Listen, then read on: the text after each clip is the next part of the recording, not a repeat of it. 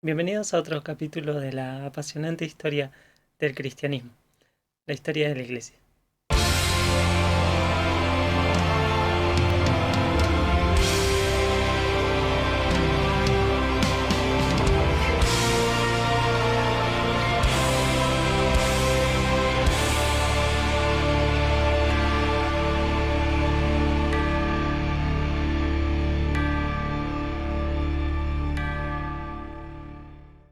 En el video pasado hablamos del contexto judío de Palestina en el primer siglo y nos referimos tanto a los judíos de Palestina como a los de la diáspora, es decir, aquellos judíos que estaban dispersos por el resto del mundo conocido.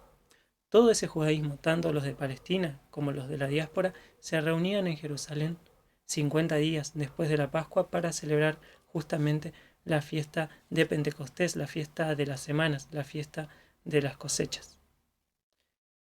Fue en ese momento que podemos situar el nacimiento de la Iglesia. ¿Cómo se dio? Con el Espíritu Santo descendiendo sobre los discípulos y dándoles el don de lenguas. Al recibir este don, los discípulos comenzaron a balbucear cosas que nadie entendía. No, mentira.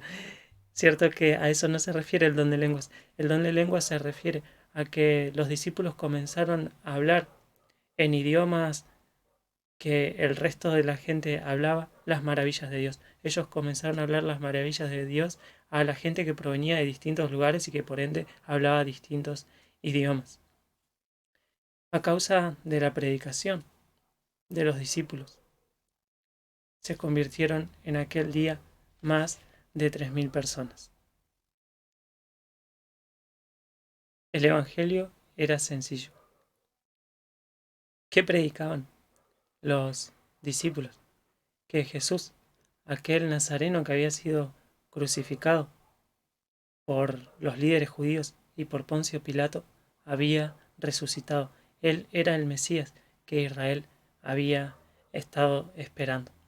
Fue el discurso de Pedro el que dio el puntapié para la conversión de tantas personas. Pedro comenzó a predicar el Evangelio, comenzó a decirle a la gente: Dios tiene un plan maravilloso para tu vida. No, mentira. Cierto que de eso tampoco se trata el Evangelio. Estoy filoso bien. El mensaje de Pedro fue contundente. Varones israelitas, oíd estas palabras. Jesús Nazareno, varón aprobado por Dios entre vosotros con las maravillas, prodigios y señales que Dios hizo entre vosotros por medio de él, como vosotros mismos sabéis, a este, entregado por el determinado consejo y anticipado conocimiento de Dios, prendisteis y matasteis por manos de inicuos, crucificándole, al cual Dios levantó, suelto los dolores de la muerte, por cuanto era imposible que fuese retenido por ella. A este Jesús resucitó Dios, de lo cual todos nosotros somos testigos. Así que, exaltado por la diestra de Dios, y habiendo recibido del Padre la promesa del Espíritu Santo, ha derramado esto que vosotros veis y oís. Sepa pues ciertísimamente toda la casa de Israel, que a este Jesús a quien vosotros crucificasteis, Dios le ha hecho Señor y Cristo. La predicación de Pedro era contundente. Ese Jesús que había sido crucificado por los líderes judíos y por Poncio Pilato había resucitado y se había aparecido a más de 500 personas. Este evangelio fue predicado en primer lugar a los judíos, tanto a los de Jerusalén como a los de la diáspora, aquellos que incluso hablaban otros idiomas.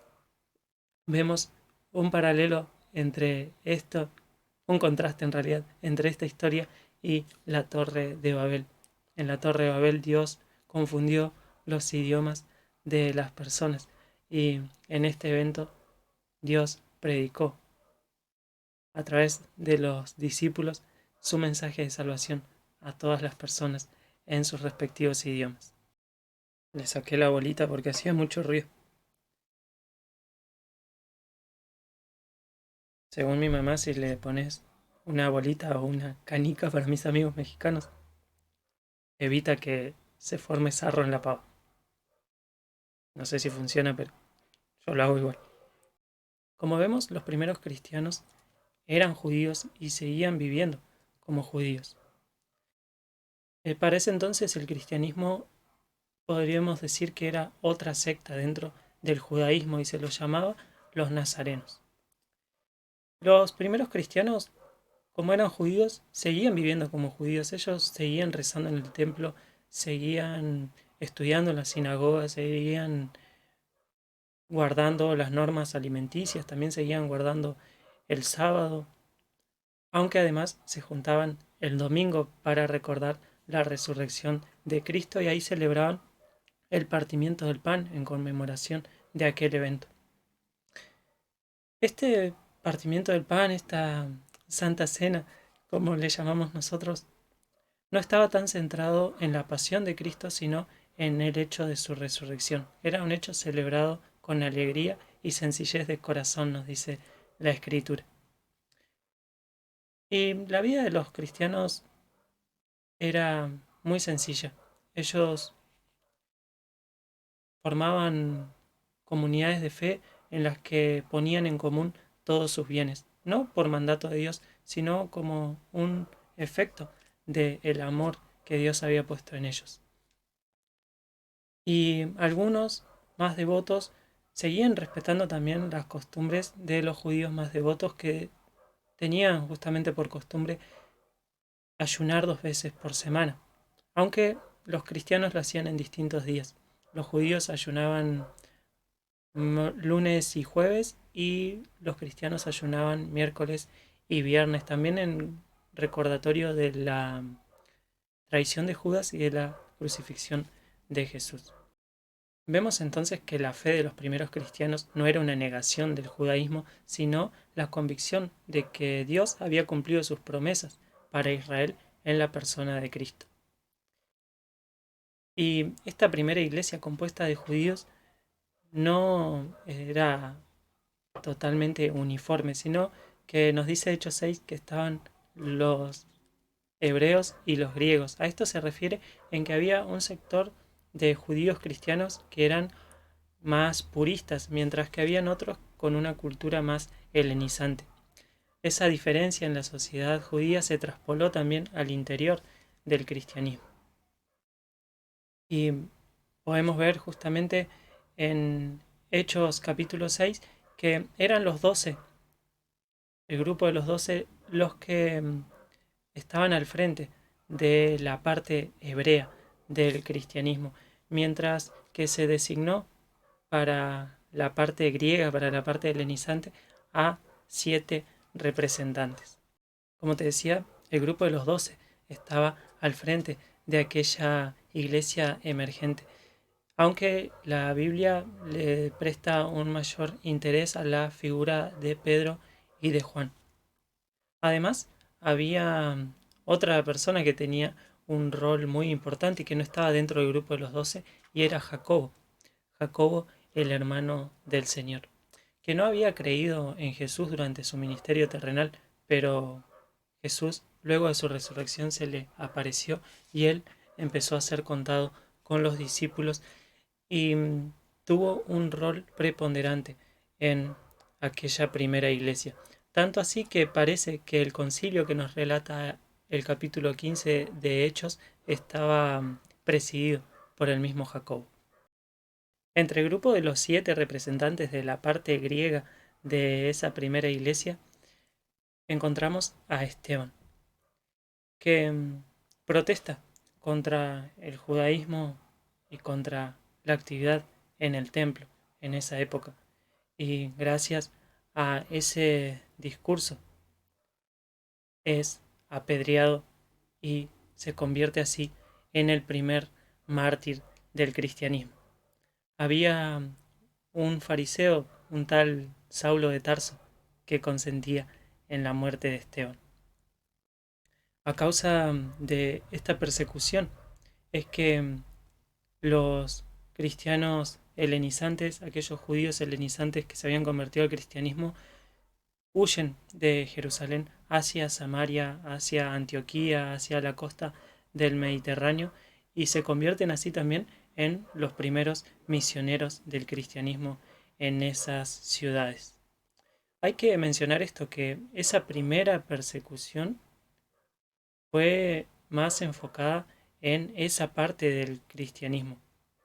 Si bien la iglesia estaba conformada en su totalidad por judíos, la persecución se enfocaba en aquellos judíos de cultura helénica.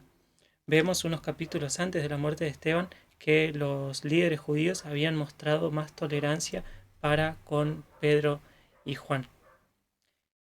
Y vemos que incluso durante esa persecución que pronto lideraría Saulo de Tarso, la parte hebrea del cristianismo continuaba habitando en Jerusalén y Saulo no parece preocuparse mucho por ellos. Inmediatamente después de narrar el testimonio y la muerte de Esteban, el relato se enfoca en otro de los 7, en Felipe, y en su ministerio de evangelización en las afueras de Judea. Como resultado de eso, Felipe, ya denominado el evangelista, forma una iglesia en Samaria. Los líderes cristianos, el grupo de los 12, envía a Juan y a Pedro a supervisar esa obra misionera. De esta forma podemos ver que ya desde el principio el cristianismo empieza a encontrar adeptos fuera de Jerusalén y también vemos que la iglesia es formada no solo por los 12 apóstoles, sino también por otros discípulos, aunque los apóstoles tenían autoridad sobre toda esa obra misionera. Y en este punto de la historia nos encontramos nuevamente con Saulo de Tarso, aquel fariseo que había estado presente en la ejecución de Esteban. Lo vemos empecinado en una feroz persecución contra aquella parte del cristianismo de los judíos más helenizantes. Y camino a esa persecución, camino a la ciudad de Damasco, se le aparece el propio Jesús resucitado. Saulo, ¿por qué me persigues? Fueron las palabras de Jesús. En ese momento, Saulo, a pesar de quedar ciego durante 3 días a causa del esplendor de la gloria de Jesús, se convierte al cristianismo y se convierte en el predicador más importante del primer siglo a los gentiles. De ahí en adelante será el protagonista del libro de los Hechos. Ya no como Saulo de Tarso, sino como el apóstol Pablo. A partir de este punto ya notamos que hay muchos más cristianos en la tierra gentil que en la tierra de Palestina, y por eso la iglesia en Jerusalén empieza a perder protagonismo en la historia. Y si bien decíamos que la primera parte de la persecución se enfocó solamente en el ala helenizante de los judíos cristianos, ya con el reinado de Herodes Agripa la persecución se generalizó a todos los cristianos, siendo el próximo mártir Jacobo, no el hermano del Señor, sino Jacobo, el hermano de Juan.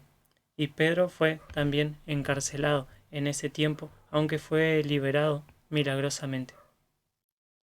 El otro Jacobo, el hermano del Señor, aquel líder de la iglesia en Jerusalén, pese a que contaba con el respeto incluso de los fariseos, fue muerto por iniciativa del sumo sacerdote, por iniciativa de los saduceos allá por el año 62 después de Cristo. Ante estas circunstancias en que la persecución era cada vez más fuerte, es que los líderes de la iglesia de Jerusalén deciden abandonar la ciudad e irse al otro lado del Jordán, a una zona más gentil, a la ciudad de Pela precisamente. Esto no solamente para evitar la persecución de parte de Herodes Agripa, sino también para evitar cualquier sospecha del imperio en cuanto a una posible sedición.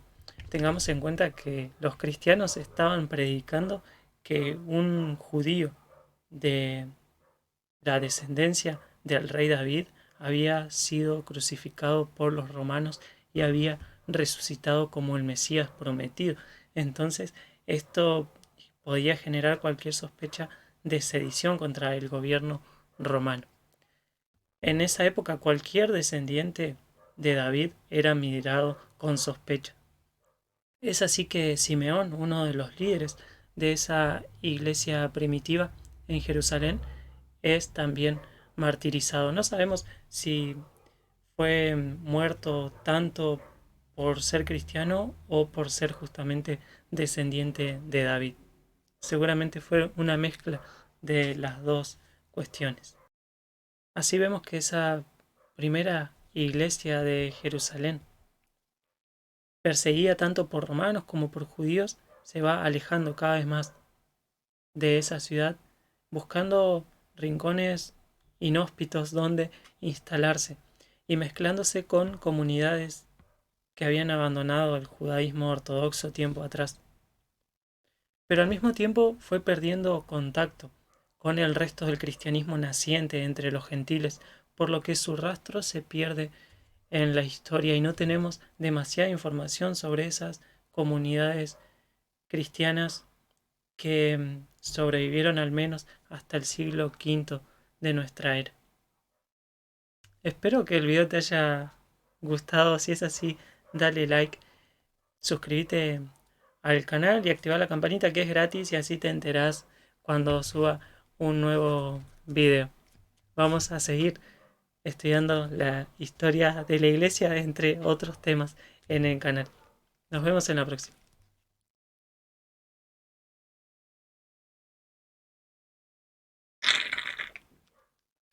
Tendría que hacer tutoriales de cómo preparar un buen mate.